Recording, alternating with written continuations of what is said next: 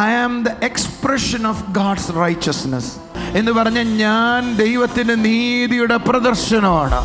എനിക്ക് മനസ്സിലായി, ഒരാളുടെ അകത്ത് ഈ നീതിയുടെ എക്സ്പ്രഷനാണ് ഞാനെന്ന് മനസ്സിലാകാൻ തുടങ്ങിയാൽ നിങ്ങൾ അസാധാരണമായ ചിലത് ചെയ്യാനായി തുടങ്ങും. ബൈബിൾ പറയുന്ന ഏറ്റവും ഇഷ്ടമുള്ളൊരു വാചകം പറയട്ടെ, we are the partaker of the divine nature. ഞാൻ ദിവ്യ സ്വഭാവത്തിന് കൂട്ടാളിയാ അല്ലേ?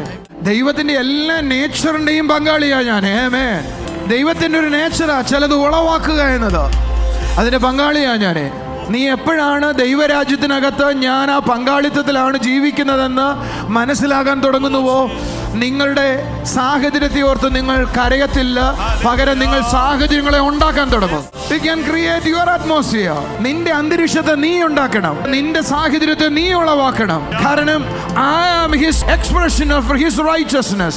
ഞാൻ അവന്റെ നീതിയുടെ പ്രകടനമാണ്, ഞാൻ അവന്റെ ദിവ്യ സ്വഭാവത്തിന്റെ ഉടമസ്ഥനാണ്, ഞാൻ അവന്റെ ഡിവൈൻ നേച്ചറിന്റെ പാർട്ടേക്കറാ.